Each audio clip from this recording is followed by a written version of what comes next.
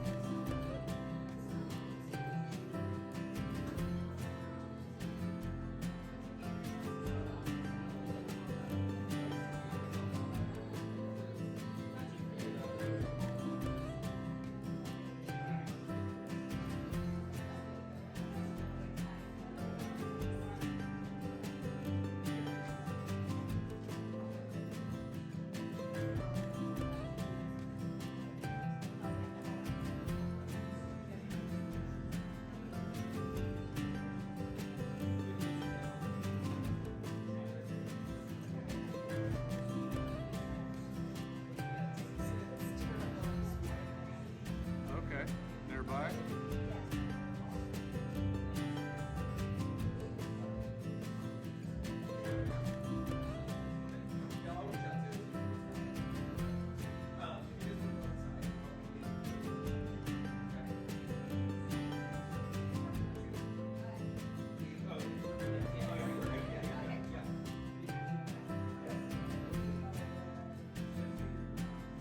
What kind of car did you guys drive? We're in the green. Oh, that's bright. That's nice. Bam Bam, what kind of car did you guys drive? Silver SUV. Silver SUV, and then you guys are in the truck? No. Okay, the black one down there. All right, I'm in that bright orange Subaru Cross truck right over there. What's gonna happen, I'm gonna pull up to this road over here, and then everyone's gonna get behind me, and we're gonna caravan down to the farm together. It's about a 7-minute drive, 4 miles away. It lands about 150 acres though. So we're not obviously gonna walk all that today, but I'm gonna point outside when our land starts, kind of where we typically put sheep. You know, there's not much grass nowadays, so we're not putting them on different pastures right now. But I'm gonna point outside where they were, basically. So just keep your eyes peeled. It's a beautiful day. You know, you might see some other nature. Once we get to the actual barn, I'll introduce myself again, and we'll begin the tour from there. All right? Is everyone?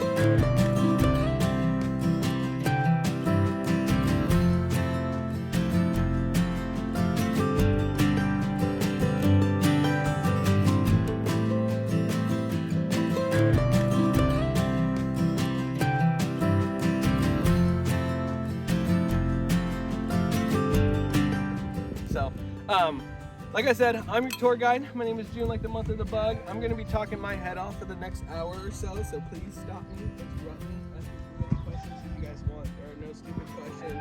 Just please ask, you know.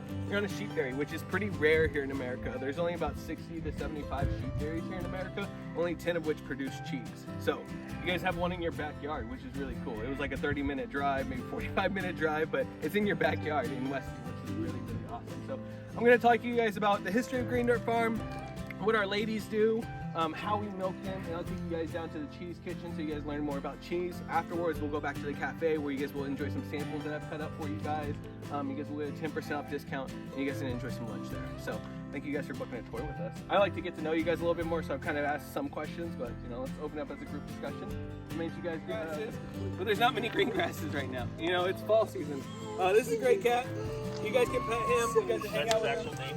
Yeah, we don't name many things on the farm. It gets a little hard. This is a great cat though. He loves to be on the tour. So he is a farm cat. He is a barn cat. So you know, he's just, you know, filled with all the goodness. So you guys can pet him, hang out with him as much as you want. You know, if he bites back, don't be afraid. he's a sweet boy. He loves attention. Do you have cats? Do you have any pets? One? Ooh, how many? You really had to think about this? 20. Oh gosh, shoot me. Yeah. Oh my goodness. Oh wow. Oh, yeah, we got two, so he probably wow. smells the same. Was he a black cat? She was a black was cat? like a black tuxedo cat. Okay, cool. Pickles. We have a I have black a- and a gray and white. Yeah, I think they're called like most of the black cats are called like Bombay cats, and I have one. And yeah, they live the longest out of most cats, which is Oh, is that crazy. right? Yeah, they have like a 14 to 20 year lifespan, I think, or something like that. Our Average. little black cat has a little white patch. Aw. And tiny. He's cute. Anyway, he's a sweet boy. He loves attention. Yeah, he goes. He's running like out. People! You know, he hangs out at Alright. the barn mainly for pest control, but also, you know, whatever he can get from there. You know, I think we give him some kibble here and there, but other than that, he survives on his own. He's a trooper. We'll go close all the way out there so you guys take a look at, you know, the vastness that we got here. Farm. We really care about the, you know, the ecology that we're, you know, working with and the biodiversity that we can create. So, you know, we're a farm that's on track to be a regenerative farm. We're all pasture raised too, so all our sheep get to eat grasses, wonderful grasses all year long until they're not available anymore. And then that's when we feed them hay. You know, we get this hay from local farmers because we don't have much for hay, but they're gonna get green grasses all year round as much as they can. They're gonna get local hay. They're gonna get alfalfa, which is a form of hay too that we mostly grow on our farm, and we cultivate it, save it for the winter time, put it in our hay barn so it can, you know, ferment and everything like that. And then they're gonna get grain and milk replacements. So literally 5 things on their diet. We don't go outside of those 5 things, but those 5 things create this rich and wonderful flavor. You guys know how seasons change? Therefore, grass flavors will change, and therefore milk flavors will change. So each season, you know, the milk flavors change, therefore the cheese that we produce is going to change in the flavor too. So each season you guys get the same cheese but different flavors because of the milk that they produce, which is really, really neat. You know, the more you know about your food, the better it's going to be. And again, I can promise you that this is, you know, all the grasses that they eat, which is really awesome. So that flock out there is most likely my ladies, my ewes. If you guys ever heard that term before, E-W-E, that's a mother sheep who can give birth. You guys know how you guys go to like a, you know, let's say a Jerusalem cafe and you want some like a gyro or something like that. You're gonna ask for lamb meat. That's not necessarily like baby sheep. It's just you can't say sheep meat and make it sound good, you know. So a lamb is a baby sheep that's under a year old typically. A ewe is a mother sheep, and then a ram lamb is a boy sheep basically. So just for your future knowledge, but yeah, they're gonna get these. You can't just say sheep meat. It doesn't sound good, you know. Dairy farm, which is really crucial to what we do. So we constantly rotate these ladies on different pastures basically twice a day during high grass seasons. And during this time, we're barely rotating them, but they're gonna get a nice diet. But for example, if it was all green grasses and this was springtime, for example, they would be over there for the day until they get about 6 inches down. Once they get about 6 inches down, we move that plot of land. You see the fences, we have those fences. We just take those up, put it in another section of land, and they're gonna graze that too. So grazing is the act of eating green grasses. We do management intensive grazing, aka we constantly move them every single day to make sure that they're eating beautiful grasses, manuring it back into the soil, stopping it evenly, regenerating that soil, giving it more nutrients so it can regrow and thrive off those grasses. So, this is crucial to what we do because that's how you contain a bunch of flavors and that's how you get these wonderful grasses to keep growing, which is really good.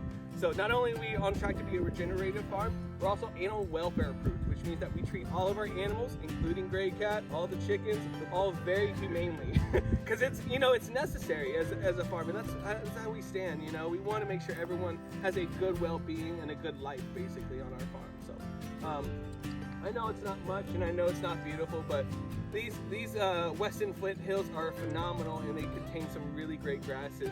A little history behind Weston. It was actually known for a big tobacco export, so they had tons and tons of tobacco fields here in Weston. This was some of it.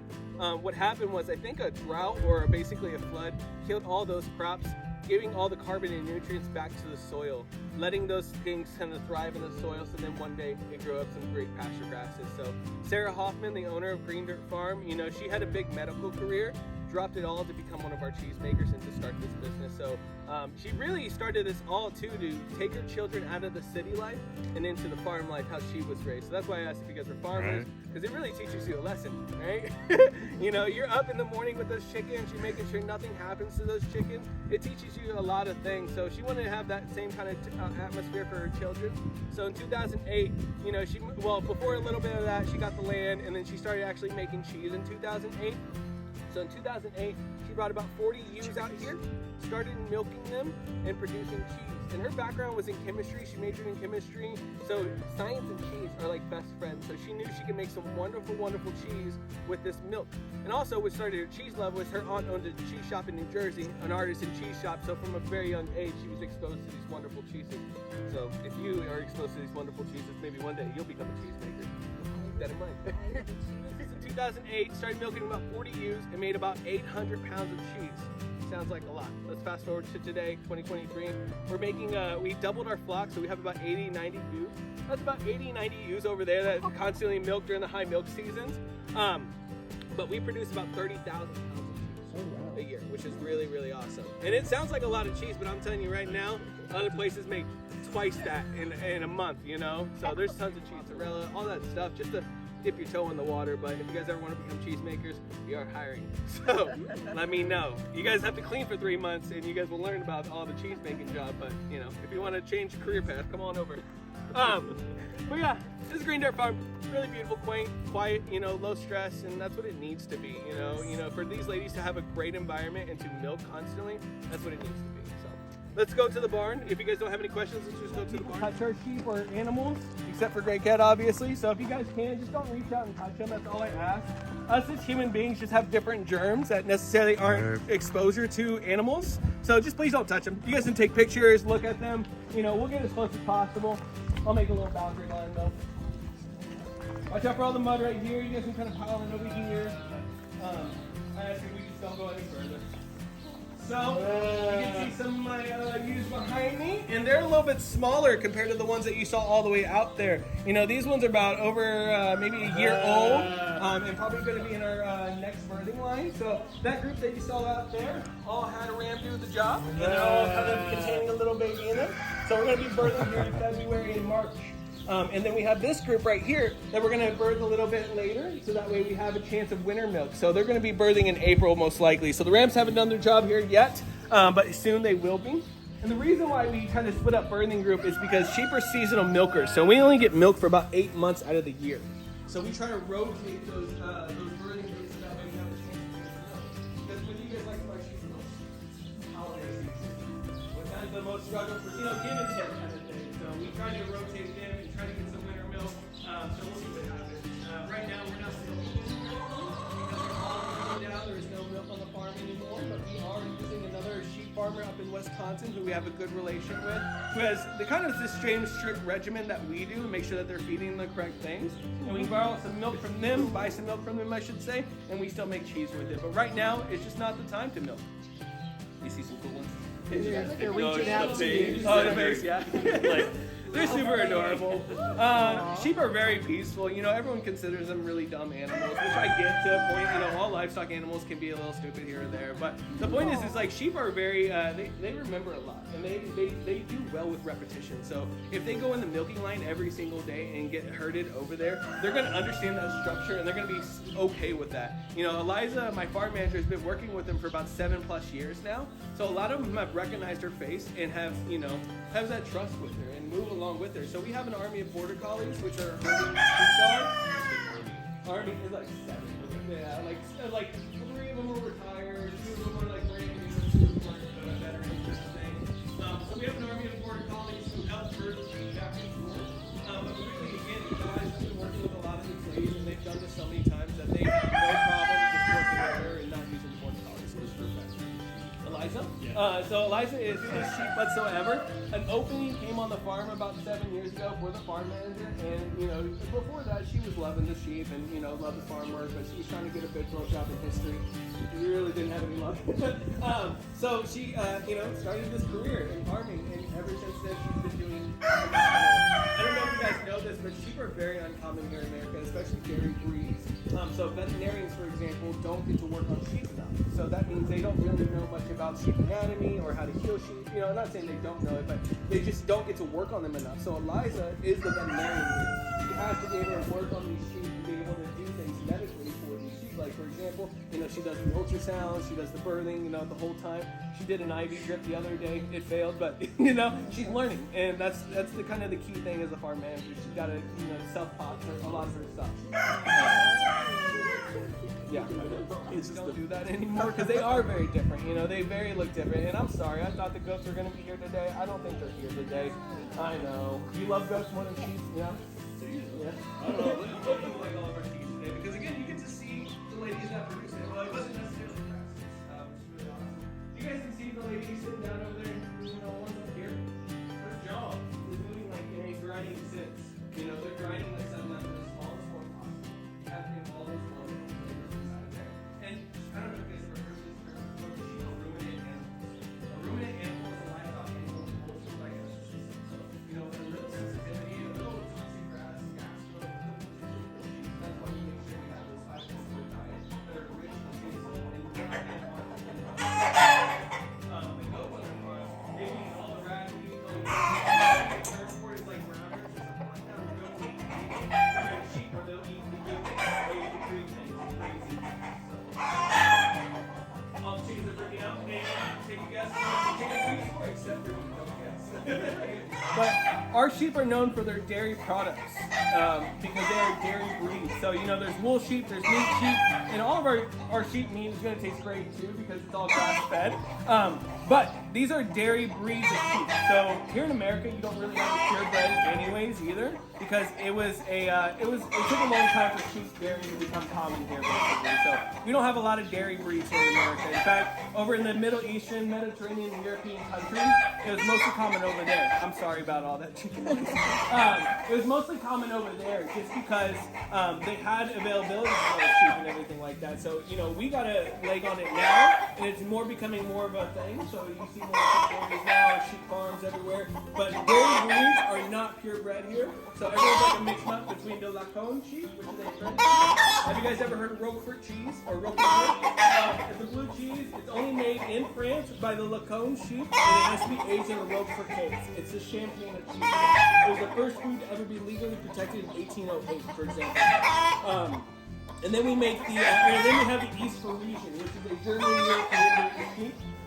Mostly noted for their dairy properties. Again, our ladies make wonderful dairy because of their historic genetics, and everyone's like a mixed breed of the two, basically.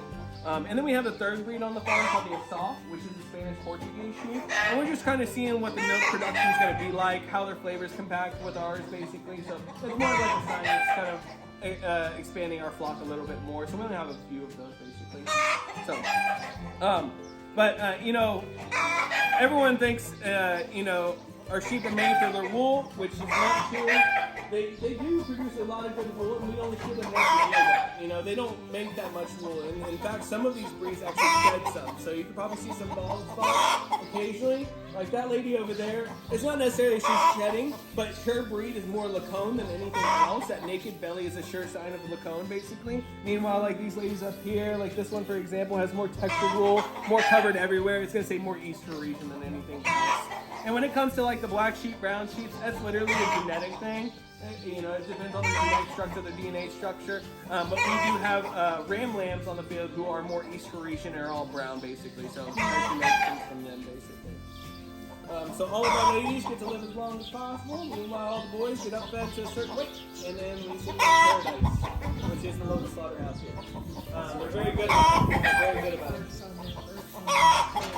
The green marks on their hooves. So it's just kind of a sign for my farmer to know. I'm not too sure what the green marks are for right now, but I think she is just kind of keeping them organized, separated from those ladies, so she knows the difference in them. I don't know exactly what the green mark's for. I know if they have a like a color mark near their rump, it says that the ram did the job, basically. Yeah, so the green mark I think is mainly for marking, so she knows which breeding group is going to be in which, basically. And then they got ear tags to name them. You know, my farm manager names a couple of them because, you know, she can't not name them. You know, some of them have been historic. There was a male in there somewhere. He had testicles. Yeah. So I think, you know, she's just putting the ram in here to get used to the to the ladies because, again, we're going to be breeding soon, so the ram's going to do their job. If you guys don't know this, ram lamb can impregnate about 50 ewes. Oh. So, yeah. That's a lot, right? So we only keep our ram lambs to a minimum. We basically keep about 10, and even then, that's a big, enough, basically. So, but a ram lamb can impregnate about 50 ewes, which is incredible. So, That's usually the marking and how we know which one, because we are building up our genetics a little bit more. Like I said, There he sheep is, bearing is right not there. as common, so we're constantly kind of building our genetics so we can see what's going to happen with our breeds here the next couple of years, basically. And we want to know like the history of those breeds too. So if they've been milking on our milking line, we want to know who their father is, who their mother is, so we kind of can understand our genetics a little bit more and see why our milk is being so great. Yeah, peaceful. So when you say a ram lamb, he's young. He's young, yeah. He's probably one of the youngest bucks here. Meanwhile, we have a flock of older guys who've done, their job with those ladies over there. And then we have like a whole retired, we call them the granny ewes, because all of our ewes live to the longest day, right? So when they don't milk or birth anymore, we're gonna send them with a retired pet that just gets into the grasses, do pasture knockdowns, and really teach the lambs how to eat. So if you guys can imagine, you come out of the womb, you're a baby lamb, you don't know what to do at that point. And especially if you grow up for a year, like some of these ewes right here, after that year, you go out and pasture, and you don't know what to eat because you're so exposed to hay, milk replacers, and grain that you have no clue what these grasses are. So the older ewes are going to teach the young ones what to eat, what's the best grasses, and how to do it, basically. So we keep a lot of our ewes until the longest day possible, basically. And if you guys don't know this either, ewes can get pregnant and they can give birth to twins, triplets, quintuplets, and tuplets pretty common. Solo baby is never as common. So, that leaves a lot of stress on the mother. So that's why we do separate them from birth. Go ahead. So when you do birth, is there like a season, or because if you're getting these ready for birth, then when would that? We try to do beginning of spring, basically. So as winter ends, spring begins, we usually have a flock that births gestation in 5 months. So I think it's as much as a horse or cow. I can't remember which livestock animal is that, but yeah, 5 months. It's a pretty short gestation period. But we do separate the lambs from the mother from birth. Not initially. We let the mother clean them off, get used to them and everything like that. But we're going to separate them because the lamb doesn't know how to eat. She had a real big itch. I see one right there. Is it full of milk or is it like a bowl? Really? Scratch that back. Yeah, this is the male right here. Yeah, this is the male Only right here. male in Yeah, I think so. Because again, he's going to do the job for all these ladies, and I think she's going to have another everybody's group got over an there, and then another group over there. So that could what mean the green marking is that the ram lamb's going to get marked with green on his vest. Getting a So scratching they usually post. strap a vest on there so they don't hurt the ladies, but also the vest helps the marking, basically. Right. So you ever have to scratch that good? You seen it rub your body or something? They Right. don't have the hands to scratch, so There they you got to do go. something. You're working it. Everyone lives here in harmony though. Hangs out, do the thing. So are they all about the same age? They're all about the same age, yeah. You can see they're about the same size too. Not many of them are bigger. Like I would say maybe that's the biggest lady right over here. The one standing up who's kind of bald, but So what age would you say these are? these are probably just over a year, probably a year and like 4 months or so. Because again, we birth every single year around the same time, so they should be about a year and a couple months old now. Lucky that those chains are locked in. But yeah, they're going to be getting ready for birthing here in a bit, basically. And we usually wait a year because a ewe becomes a ewe after it's a lamb. It becomes a ewe after a year, basically. So we wait a year to get them pregnant, and then usually a lot of our ladies, milk and birth for about 6+ years. We have one in our milking line, for example, in a birthing line who's done it for 10 years. A whole decade of it, which is really phenomenal and not as common. So, she is an awesome one, and we want to make sure we keep her very healthy. And when she wants to stop, we'll let her stop. It just really depends on nature. So for example, if one of these ewes had a miscarriage during their whole birthing, that will affect their whole milking production, and they most likely will not milk for the rest of the year. Who knows if they'll birth the next year? So if that's the case, we'll send them with our retired ewes to go hang out and eat grasses all day, basically. So it just kind of depends on situations, and we don't try to force anything. It's really, we try to be as naturalistic as possible. Great, Dad, welcome back. Good questions, everybody. Any other questions? If you guys want to come back up here and take some group photos or something like that, let me know. But let's go to this. I also forgot to mention that we usually have a guardian dog. So not only do we have an army of horse dogs, we have an army of guardian dogs. They are antisocial because they're guardian dogs. You know, there are different breeds of Crocatron, Marinamar, Great Pyrenees is the most common one everyone knows, and Oshkosh. All of our are just like specific breeds of guardian dogs to protect sheep. So we usually have 2 per paddock on the farm because we want to protect them from any kind of threats, which is the biggest threats, coyotes. We haven't had an attack for about 3 years now, and the only reason why we had an attack is because the coyotes were really desperate during a really bad freeze to try to come to our farm, and the guardian dogs did their job, which is protect the sheep. So it's not that the guardian dogs are in trouble. Sometimes they just want to go on for an adventure and end up on someone else's farm at 3 o'clock in the morning. My farm manager has to pick them up because they're rebellious. They're just mainly, you know, they know from a very young age that they're going to protect our ladies, and that's exactly what they're going to do. Make sure our flock is all safe and sound. What's the training for the dogs? The training is really like putting them with the ewes and letting them grow up with them so they know that this is a safe environment. And again, it's in their blood. They have this genetic. So really what you have to do is if you get it from a breeder, from a guardian dog breeder, know their tactics and try to wean them off of their tactics so you can reestablish your own. Every guard dog, every dog in general is going to go through a teenager phase where you just let them do whatever they want and they're not going to listen to you. So that's pretty much the training regimen. Just really just getting them in line with their flock and who they're protecting, and then just letting them do their thing. Really. Some of them have GPS trackers that my farm manager make sure that they're doing their job essentially. So again, when she sees at 3 o'clock in the morning that they're on another farm, she's gonna go get them. All right, let's go down to the Great cat, you wanna come?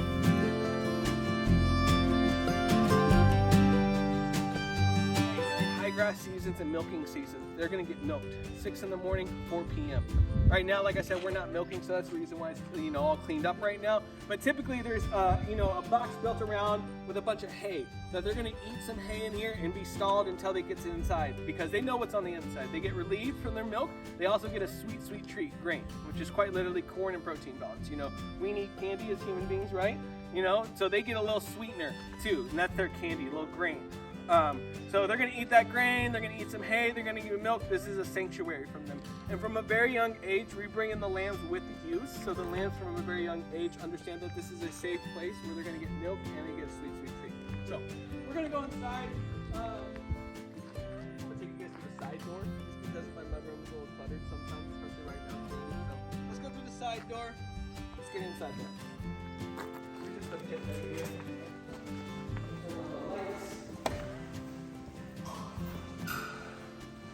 Watch your step. Okay. Let's see. It's really clean right now. Did anyone think that we hand milk? Anybody like this? Too many sheep to hand milk. There's occasional times where we do hand milk them to get certain samples and to see what the somatic cell count is, to see what the properties are. So we do send tests to the government all the time about our milk samples to make sure you guys get some quality stuff and nothing's harmful in there basically. So we do occasionally hand milk to get certain samples from certain ewes or just to kind of, if you don't want to put them through the milking line because we know they have little bit, we'll do that. But other than that, we're gonna send them through the milking line. And sheep are very fascinating because little city boy me thought sheep were gonna be the easiest to milk because they only have 2 teats. I was very wrong. My farm manager corrected me. They're actually the hardest livestock animals to milk because the 2 teats can be in different places. They can have different sizes. The whole udder can be a whole new size, a smaller size, big size. So it can vary a lot. So sheep are actually the hardest livestock animal to milk, which is fascinating to me. But sheep milk, is very, very delicious and has a wonderful properties. So I'm going to tell you guys a little bit more about that today. But if you guys can imagine, you hear a bunch of clawing happening out there, scratches at the door, you see the crack on the door, they're headbutting it because they're ready to get inside. Because they know sweet treats in here and they're going to get relieved. But we want to make sure that it's super clean in here because this is where milk is most exposed and we don't want it to get exposed to any other germs. So we're going to make sure this place is really, really sterile and clean and ready to go. So once we have all this clean and ready to go, we have our clipboard charts out and everything like that. It's usually just a 2-person job, one over here, kind of direct them, and then kind of put the bumps on there. Once we're all ready, we'll have this gate closed over here. And we're going to go ahead and pull this lever, and about 12 ewes coming right on in.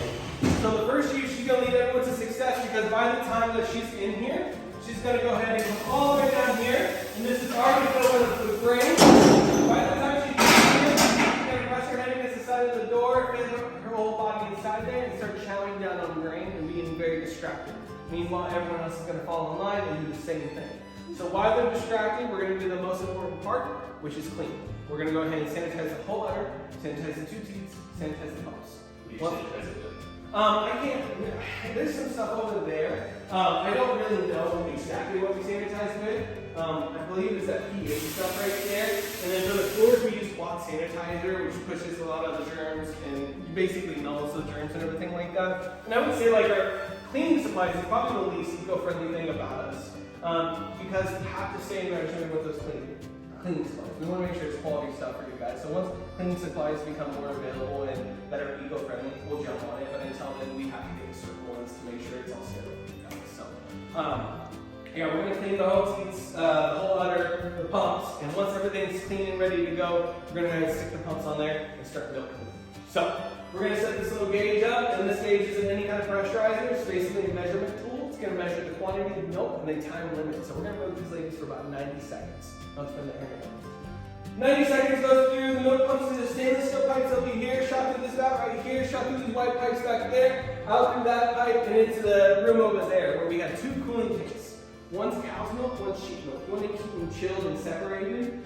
We used to make a bunch of blended milk cheeses because we had a great Jersey cow provider, milk provider, but he retired, and we don't want to force him out of retirement, even though that's some quality milk. So we're not making any blended milk cheeses anymore. It's all 100% sheep milk, which is awesome because typically that's what we do anyways. We would only make a few blended milk cheeses. So we're totally fine with 100% sheep milk cheese, but we're on the search for another Jersey cow provider because Jersey cow milk is really phenomenal. But we're gonna keep two cooling tanks back there. Again, one sheep milk, one's cow's milk.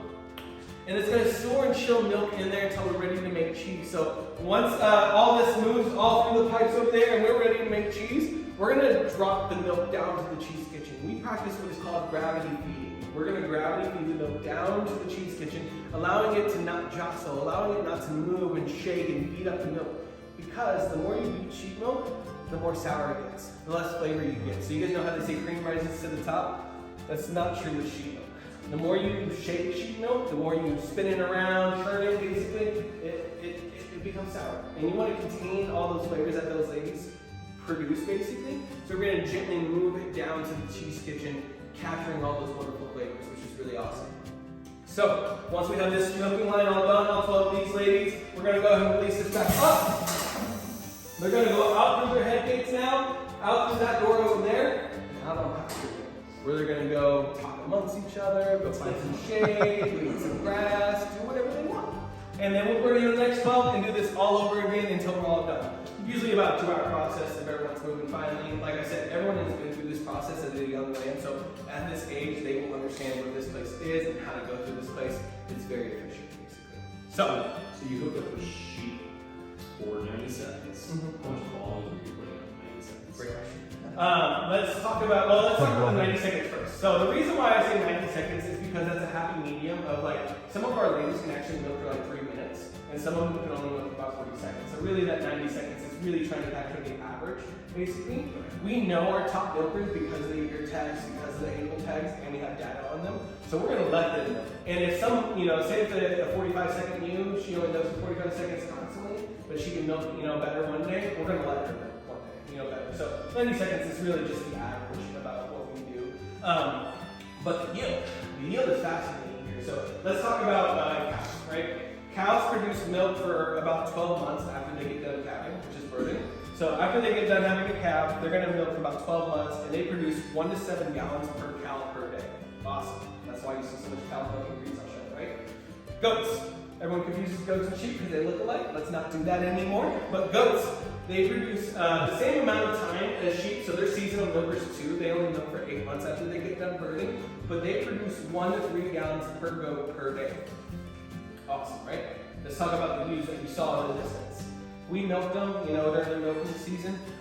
Average, they're only going to produce 4 to 6 pints per ewe per day. So very, very small quantity compared to these other livestock animals. So why are we in this business? why don't we get a bunch of goats out here? Why don't we get a bunch of cows out here to produce a lot of milk so that we can make more cheese, basically? What's funny is you can actually make more cheese with less milk because the components inside sheep milk. So for example, if I have a gallon of cow's milk in my left hand and a gallon of sheep milk in my right hand, this gallon of cow's milk, about 10% of that whole gallon can be yielded into solid cheese, like curds, right? You got your coffee curds are your solid cheese, your whey is your liquid. So 10% of that whole gallon curds, you can make it into cheese. Meanwhile, the sheep milk gallon, about 18% of that whole milk can be yielded into solid cheese. So we essentially double our yield because there are double the fats inside sheep milk. And when I say fats, this doesn't mean sugars or calories. These are good fatty substances for us to digest as human beings and to retain. So sheep milk has double the fats inside of it. It also has a higher count of calcium, iron, and zinc, which is really, really awesome. My favorite thing, calcium. Because calcium in the human digestive system break down sugars and lactose a lot quicker. So you guys know how you maybe feel like gassy or bloated after the calcium cheese or a bunch of ice cream, you know? If it had more calcium in it, you wouldn't feel as bloated anymore. So sheep milk cheese is essentially a safe place for people to eat cheese because of the higher calcium content inside of it. It breaks down smoother in your digestive system. So, I mean, you know, everything's safe until you eat too much of it at the end of the day. But we get a lot of clients and customers who you know, eat our cheese because they can officially digest it, which is crucial. So, you know, that's why we love making sheep milk cheese, and we truly believe that's the best flavor for it too, because all the wonderful things that they're eating is going to capture some wonderful flavors. We can essentially make more cheese with less milk and make a higher quality cheese because of what it does to our bodies. And you know, this study was done in New Zealand about 2-3 years ago about sheep milk in the human digestive system. You know, it breaks down a lot quicker in the digestive system, which is really awesome. So that's why if you guys have a friend with like, you know, that lactose sensitivity, get them a sheep milk cheese. Get them an aged cheese. Aged cheeses lose its lactose over time. So like a 3-year-old cow's milk cheddar will lose lactose over time and will most likely be safe for your friend. But you know, you want to know the difference between a lactose sensitivity and a lactose allergy. If your friend's allergic to lactose, don't get them anything. You know, get them a candle because that's a safe bet. You know, if you have someone who has a sensitivity towards, you know, cow's milk cheese or just cow's milk in general, give them a sheep milk cheese. Give them an aged sheep milk cheese. You know, give them 100% sheep milk cheese. And if you're really sensitive to it, you know, goat's milk has less lactose in it, and it has, you know, it's going to be good for the digestive system. Sheep milk actually has a little bit more lactose than cow's milk in it, but because of higher calcium content inside of it, it's much easier to digest. So, fascinating stuff, right? And you guys probably had a sheep milk cheese before and never realized it, like a manchego. That's a sheep milk cheese. Pecorino. You guys know all the grated cheese that comes around in your pasta? That's a pecorino, and it's Italian, so you gotta move the wrist like this. But pecorino means from the U in Italian. So pecorino romano refers to the Roman region. Pecorino toscano refers to the Tuscan region. A sheep in that region eats some grasses, made wonderful milk, makes wonderful cheese from it. And then like a feta. Traditional Greek feta is sheep milk topped off with goat's milk. So the Greeks wouldn't like our feta, even though it's phenomenal. It's 100% sheep milk, and that's topped off with goat's milk. So it's just kind of thing. And again, we don't have this education in America about different milks because we're so, you know, overbearing with cow's milk, which is not a problem at all. You know, everyone buys cow's milk, which is fine too. But you know, sheep milk is just now getting a leg up on things. Everyone's just now realizing there's better properties inside of it. So you're hopefully going to see some more sheep milk cheese producing in America, and hopefully great sheep milk cheese that is producing in America. What's also fascinating is, you know, because they produce lease, why don't we bottle up milk for you guys? Why don't we make it into an ice cream base? Because it's going to cost a lot, you know? No one wants to pay $20 for a gallon of milk, you know? But, you know, because of what sheep milk produces and how little they do, you know, that's really going to do it. I better get some biscuits after this. But yeah, we actually did just get a grant to bottle up sheep milk in the next 2 years. You know, Sarah Hoffman loves the idea of free money, so she filled out a grant and we got a grant for equipment to start producing sheep milk inside bottles, and so that way we can start selling it. You know, hopefully we'll knock down the price for you guys just a bit. But again, we have to charge what we have to charge because of how little these ladies produce. Even though we can make more cheese with it, and that's the reason why we don't bottle it up early, and that's the reason why we don't make ice cream base for it. You know, we want to use every drip we can for cheese. So if you're bottling it, what would be common uses? Like, it's not like you're going to use it on your cereal. You could. But I'm just saying, are you doing it for health benefits? I mean, you drink goat's milk all the time. Yeah, it's mainly for some health benefits, and it's to expand your, you know, horizons on things. I would definitely eat it with some cereal. You know, you can cook with the stuff too. You can use it as a milk replacer for anything because that higher calcium is really going to help you out. So I buy goat's milk from Sprouts. Nice. And there's different brands. So Trader Joe's sells it, and the one that we get at Sprouts, I forget the brand, it has the cream on the top, which That's cool. it's not homogenized. Yeah. Which I love. Yeah. But I don't know what made them decide to do that versus. I mean, sometimes it's just a farmstead, and goat's milk I think has a little bit more like buoyancy to it. Like as in you can, there's not much regulations or strict rules on it essentially, as long as it follows X, Y, Z. To my knowledge, So yeah, no, it's good to buy that kind of milk and everything like that, and I don't know what difference you'll see in the sheep milk compared to goat's milk. I've drank sheep milk before. We do milk shots before every cheese make, and it sounds like a liquor thing. It's not a liquor thing. We do literal milk shots of that same milk that came from that day because we want to know all the flavors, because we want to build a profile off of that so we know going into the cheese make what this is going to be like. Like I said, spring grasses are going to produce more of a springy, florally flavor. Meanwhile, these fall flavors are going to bring more harvesty, corn, kind of grainy flavors, which is phenomenal, So sheep milk, consistency is like half and half if you guys are ever curious. And, one day, hopefully you guys will be able to drink sheep milk or just pour it into your like Rice Krispie cereal or whatever you want to do, Yeah, you'll start seeing that more. And, the future is bright, so we're excited to be doing that. So, and as you guys know, that restaurant downtown, we're making a new restaurant. Got delayed a bit, so we're hoping to February opening day, but it's gonna be down in the Crossroads. We're excited to see you guys all gather. Nice. What's the exact cross street? 1601. 1601. So you know where Casey Star Building is, that big glass one? That Yeah. they're potentially gonna build a Royal Stadium on now, so it's gonna be even crazier if that happens. Wow. Don't even get me started on that. But we're right there at the Crossroads, which is really awesome. And We're moving to 1400 in Baltimore, but we're at 2300 in Maine. Okay, cool. You guys are right now. Yeah, so I can walk. Are you guys are moving to 3 lane? You should just move to that. Yeah, we're moving. It's 1400 Baltimore. Okay, so, that's awesome. Yeah. Cool. Yeah. So we'll hope to see you guys frequent the restaurant. And it's also going to be a cheese making facility too, which is going to be really awesome. So people are going to be able to look inside the aging case because we're going to have glass windows. So you guys can watch paint dry, simply getting cheese aged. But it's still a fascinating thing. You guys get to see some aged wheels, and then we'll be producing some fresh milk cheese there, or fresh cheese there. So you guys will see us produce that. And then it's just going to be a really cool spot that we're going to have like breakfast, lunch, and dinner at. So we're really excited for that adventure. It is an adventure though. Any other questions about sheep milk? Fascinating stuff, right? We're learning a lot. How's our appetites? Are we getting there? Are we hungry? All right. Oh, yeah. Let's go down to the cheese kitchen. Let's hunger your appetite a little bit more, and then we'll go eat some cheese. Every single day, like surgery. That's to ensure that you guys get a quality product and nothing is getting inside. So I'm gonna bring you guys into the mudroom and I'm gonna split you guys up. I'll probably just take the Fam Bam first and then fit all you guys in there if you guys are cool with that. I'm gonna tell you guys what to notate on the inside and then we'll come back out here and have a bigger cheese conversation.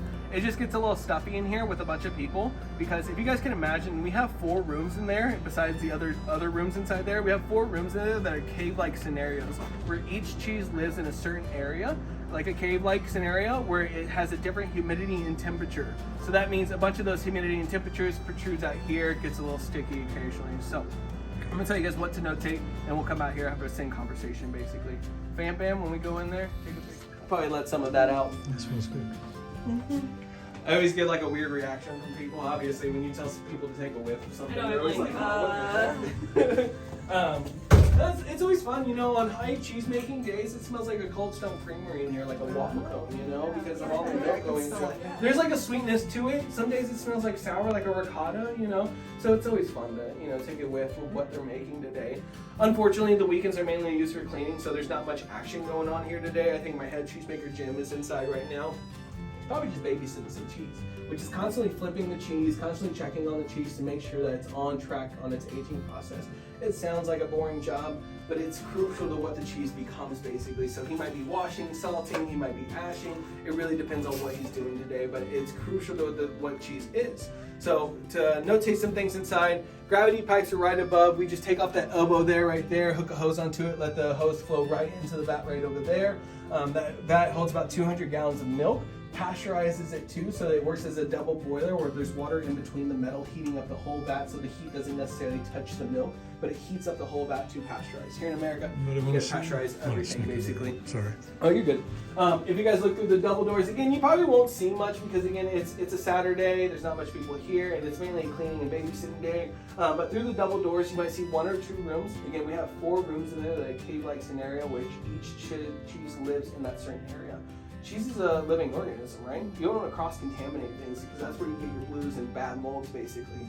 So we want to have a specific room and a specific environment for each cheese so it can thrive throughout its whole aging process. So how many varieties of cheese are there that you guys? We kind of base it at 3 varieties. You guys will get an example of all 3 of those varieties today. You guys get a fresh cheese, a bloomy rind style, and an aged cheese. We technically make a wash rind cheese, which is a little different from a bloomy rind.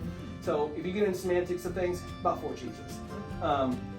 And you know, our fresh cheese doesn't age in any of those rooms. So each room is has an aged cheese in it. One room's empty to keep a warmer environment. The same place And then get dispersed into somewhere else. Like typically some of them just sit in here for a day and then they get transported into a certain room depending on what they need. So like some cheeses need a colder environment, meanwhile some cheeses need a warmer environment to just solidify and get started basically. So it really depends.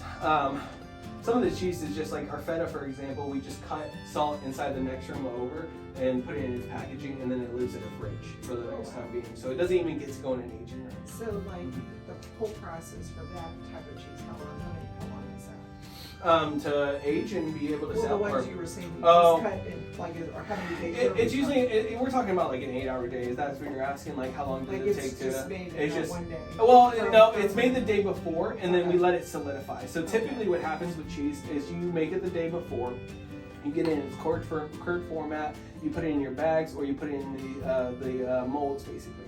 They sit in them for a day to solidify because if you can imagine, all these curds were separated at first, so give them a day to conglomerate and become a solid cheese. So typically with feta, you know, we cut and put in its mold inside here, this aging room, and they're a big square format. So by the next day, we just shake them out of their square format, and most of them, and typically all of them, are all in their shape or form and solidified. So then all we do, cut them up into smaller squares, salt them based off of their weight, it's like a 3% salt rate, and then we package them up and vacuum seal them so they can create a brine and also, you know, be solidified so no air gets inside of it, so it ages as long as you don't open the package basically.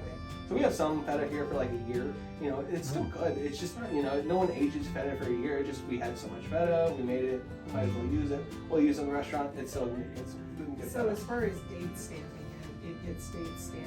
So say you had it here for a year, how do you know if you got? So we use the Julian calendar date, so which is the specific day of the year. So like for example, 196 is the day was made, and then we let it kind of gauge our time from there. So typically, when it's made, it gets its date stamp, and then we gauge it based off, you know, how long it ages and how good it will be for the next time being. So some of our cheese has like a 90-day shelf life, like the small containers of ours that you guys sold have a 90-day shelf life because it's made so freshly that it ages long and it's really good. And then some of our cheeses have like a 40 to 60-day shelf life depending on the style of cheese. And like, say if you get a big wheel from us, as long as you keep that in a controlled environment, wrapped up, you know, that ages as long as you want. You know, as soon as you cut that wheel open, that's when it stops aging because you've exposed it, right? You exposed it to oxygen. It's not in its seal anymore. So you can age cheese if you guys want. We sold some wheels to Better Cheddar one time so they can make a red wine rind around it. I think it turned out phenomenal. I didn't get any of it, unfortunately.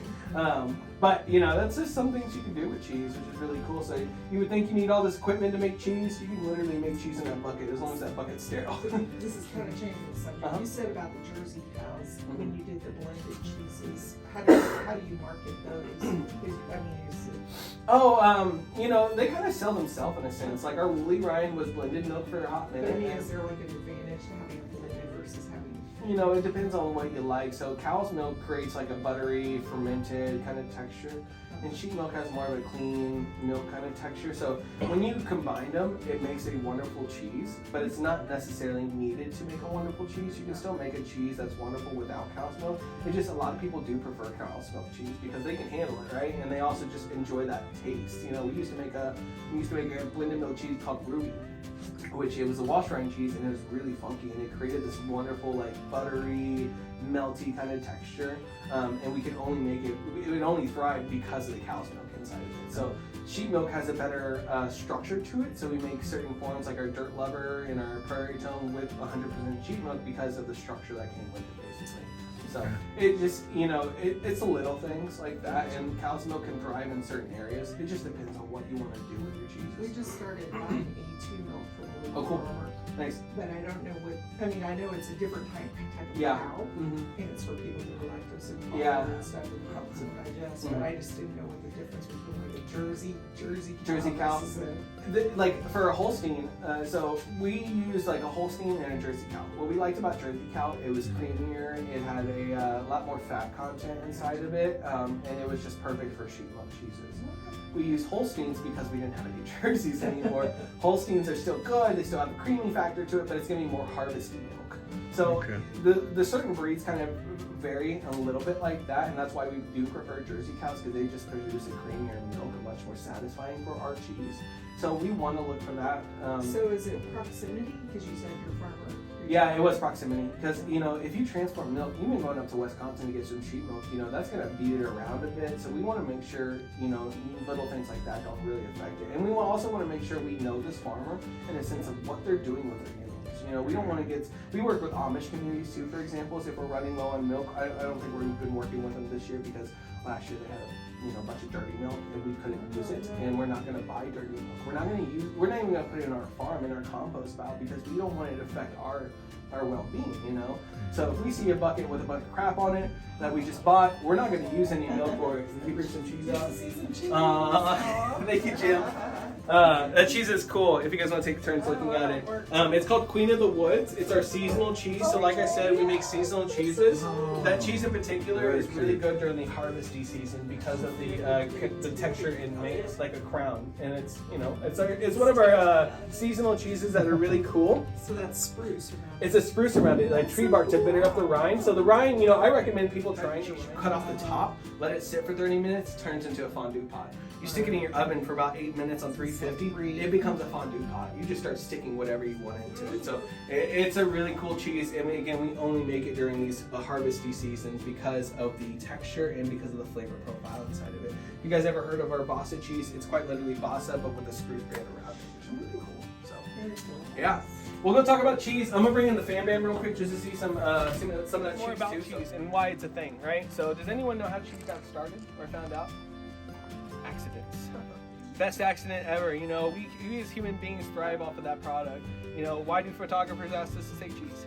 Makes us smile, makes us happy. You know, so cheese is really, really good stuff, and that's why you guys are all here today. I'm gonna tell you guys a story on how cheese got started. And this story that I'm gonna tell you is like a fairy tale, it's a tall tale. There is some factual evidence behind it, and it is a close story to what happened. But again, when I tell you the story, just take it like a grain of salt. You know, there's, again, some factual evidence, but it's all like a little tall tale. So if you guys can imagine, back in the day, we had no refrigeration process whatsoever. You know, people were trying to store food in caves, trying to preserve it for another day. So they were also pickling things, salting things, fermenting things, dry cooking things, whatever they can do to preserve food for another day. There's also a send away food back in the day. So these guys in the Mediterranean, they were milking their sheep on a pasture. They got everyone milked, and all the milk is in containers except for this one ewe. She had a little bit left in it. So this guy milking her, he emptied out his water canteen to fill it up with sheep milk because he wanted to get the rest out of her, basically. So, you know, they're going on to the next pasture because they're all done with this pasture, and they want to get their sheep to a new pasture. So it's like a day's travel. 2 to 3 hours in, he gets a little thirsty. He takes out his water canteen, takes a drink of that, and he thinks it's milk. But what comes out? Curds and whey. Cheese, basically. You know, the first redemption of it. So like ricotta I see your faces. It's like ricotta cheese. It's like Greek yogurt. You know, it's thick, solid, you know, some water in it too. He took a drink of it and was fascinated by it. You know, he was taken back from it. He passed it along to his other members. They took a drink of it. They didn't know what it was, but they enjoyed it actually. So let's fast forward. You know, back in the day, they would use animal parts to make things out of. So that water canteen he had was actually a sheep's stomach. Inside that sheep's stomach, on the stomach lining, is an enzyme that coagulates milk, that massages milk and turns it into a solid form. So on the stomach lining of that water canteen, because it was a sheep's stomach, there's an enzyme on it called rennet, R-E-N-N-E-T. look for rennet on your guys' cheese packaging going forward, or look for cheese culture. Cheese culture or rennet, if it's on the cheese packaging, you're safe. If it's not, good luck. So rennet is crucial to what cheese is though, because what it does is it gets into the liquid, massages that liquid, turns it into a curd, which is the first start of cheese making. You want to get your cheese curds separated from your whey. You guys know like whey protein? It's quite literally cheese water. So you want your solids and not your liquids. So you want to collect all your curds and make cheese out of it. So this is really cool, you know, first invention of cheese.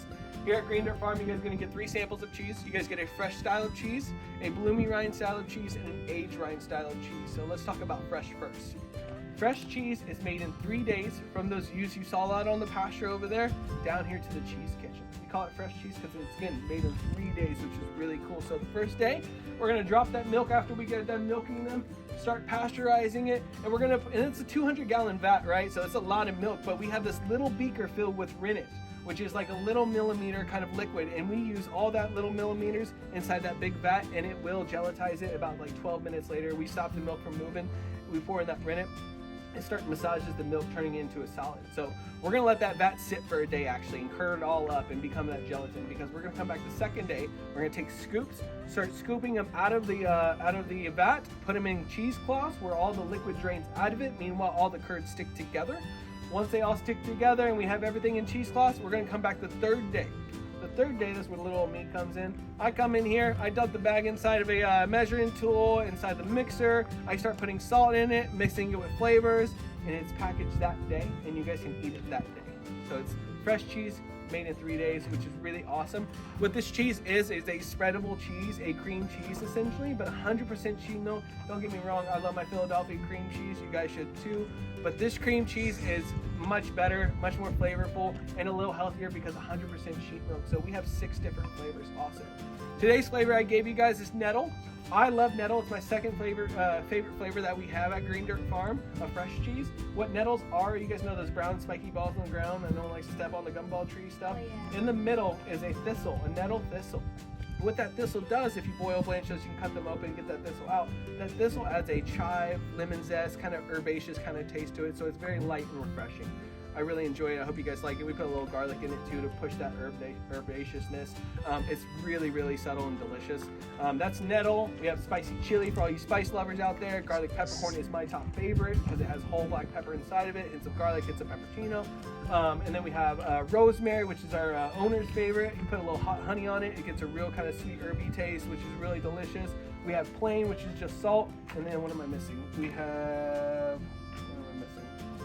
garlic and herb, our top seller, because it's garlic and herb. Everyone loves garlic and herb. But fresh cheeses are really neat because they get made in 3 days. The freshest way to eat sheep milk cheese, 100% sheep milk, so better for your digestive system. But it's a party cheese. It's a cheese you bring to your cheese boards with crackers, breads, toast, bagels. You know, you bring this to your parties during the holiday season. People will look forward to your cheese advice going forward. You will become their cheesemonger. But this cheese is really spreadable. You guys can make it into a cheese ball. You can do some fun things with it. I put mine on like a flank steak occasionally, so it adds like a butter factor to it, and it's just really good to dive into. So have fun with cheese, fresh cheese, because I've had chefs make cheesecake out of it too. So it's really phenomenal stuff. And I think you guys are gonna like it. So fresh cheese is really awesome. Let's talk about blooming rinds now. Has anyone had a brie or camembert?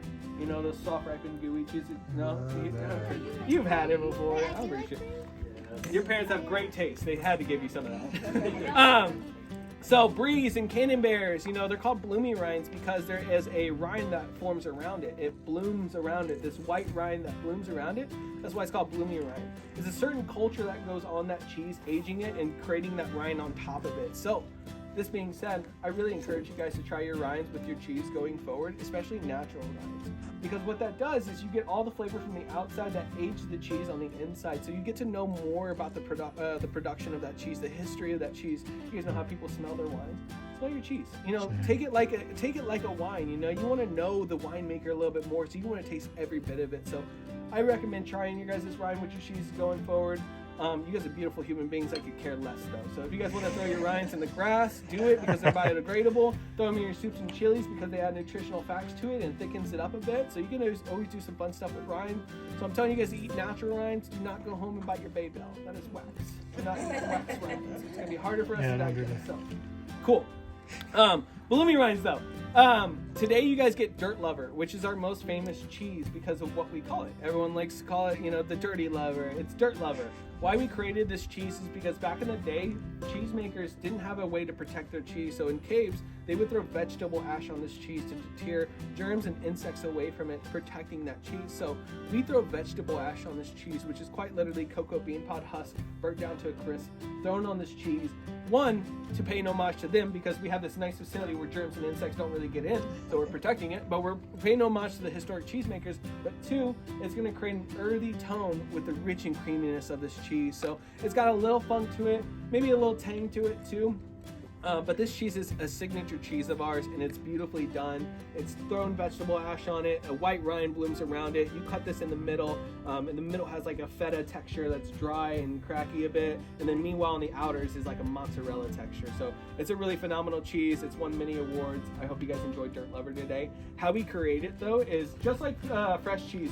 We're gonna pasteurize our milk, pour in the rennet. It's gonna gelatize, but instead of letting it sit for a whole day, we're actually gonna start separating curds from the whey there. So we're gonna take knives that spin around, cut the curds into cube shapes because we want moisture to retain in those singular cubes. Because when we get these cubes, we're gonna pick them all up, put them in cheese molds where they're gonna take their shape or form, like square or cylindrical form. They're gonna sit, conglomerate, and become this soft ripened cheese. So after the first day, after we let it sit, we're gonna come back the second day, shake them out of their molds, salt them, and then put them in their aging room for about 2 to 6 weeks, depending on the style of cheese. So Dirt Lover takes about 12 days to age actually, so it's one of our shortest blooming rinds, but it gets better with age. So you wait till 90 days after, it might be a little funky, but it's still gonna be really, really delicious. So. If you guys don't like Dirt Lover, we have Woolly Rind, which is our brie-centered cheese. So it's just like brie, a lot better because 100% sheep milk in it. You guys saw the Queen of the Woods in there. It's seasonal cheese, so we do some seasonal cheeses too. Queen of the Woods is really hot right now, really delicious. I stick tater tots in it because I'm a boy and it's real delicious. Pretzels, Hello. It's really good stuff. Like I said, you just cut off the top, bake it for 350 in 8 minutes. You're gonna love every bit of it. If you guys need advice afterwards, you guys can reach out to me. I can tell you guys what to do with it. I'm telling you, it's really good stuff. Tachos. We have Vasa too. We have Tuffet, which is pretty much going out of season. You guys know the nursing rhyme, Little Miss Muffet sat on her tuffet, eating curds and whey. We base the cheese off of that. It's a really lactic style, tangy style, spreadable style of cheese. It is a funk though, so it has good tang to it. So I recommend doing like a jam board where you have like the sweetness with that tang, so you can kind of combat that. So. Dirt Lover, phenomenal though. I hope you guys like it, and if not, ask for other samples. My cheese, if they're not too busy, they will be able to cut you guys some samples of cheeses today. No problem. Aged cheeses now. So technically every cheese is aged except for our fresh cheese, but aged cheeses are more of like your aged cheddars, your aged Swisses, all that jazz. So today I cut you guys up some Ozark. Ozark is a French alpine mountain style cheese that we make here at Green Dirt Farm, like your aged Swisses basically. We call it Ozark because the Lake of the Ozark here in Missouri, but it's spelled like if a French dude spelled it, Auxarc. Ozarks. You know, it's Frenchified. It's delicious. It's like an aged Swiss. It's gonna have like a caramel kind of nutty kind of texture to it. If you guys order a hot sandwich, it's typically the melting layer in your guys' hot sandwich. If you guys order a cheese board, it'll most likely be on there, but you guys get a sample of it after today. It's a really gooey cheese, perfect for melting. And it just has a great kind of flavor profile. But what we are is artisan cheese makers, so every batch varies. Artisan is not a pretentious word. It just basically means hands-on. So we're constantly moving this cheese with our hands and not letting factory, industry kind of materials touch it really. So artisan changes by every single day basically. So how we make an aged cheese is typically we cut the curds just like we did with the blooming rinds, but instead of cutting them in cube shapes, we're cutting them in the little rice-sized shapes because we want little to no moisture inside of that cheese. You guys know how you guys get an aged cheese and you break it sometimes? And it has like a bricky texture, or you see that line crack? That's because the curds were cut so small because there's no moisture inside those curds. So once we get all our rice-sized shaped curds, we're going to take them all out, put them in cheese wheels, hand pat them down, squeezing more whey out of them, and then we're going to stack them 5 high where a cheese press comes squeezing down a certain pressure on there, squeezing more juices out of them. We're going to take them out of their molds, flip them, and do it on the other side, and that press is going to squeeze on them again, solidifying them even more. After that first day, we're going to come back the second day, take them out of their molds, salt them, wash them, put them in their aging cave for about 2 to 6 months, depending on the style of cheese. So Ozark is really phenomenal. I hope you guys like it. We also have Prairie Tome, which is our aged cheddar. So if you like more of a salty bite, gritty kind of texture, I go for Prairie Tome. excuse me. And then we make feta too. Feta has won at the World Championship Cheese Contest from 2022, which is a really awesome award for us. It's really delicious. Sometimes it has like a mozzarella texture, and then sometimes it has like a bricky texture. So try our feta; it's really, really delicious. And that's cheese, people. Let's go eat some cheese. Thank you guys for coming on the tour today. The last thing I like to say on this tour is a fun historic saying: "Cow's milk is made for butter, goat's milk is made for drinking, and sheep milk is made for cheese." There we have it. All right. Thank you guys. If you guys have any questions.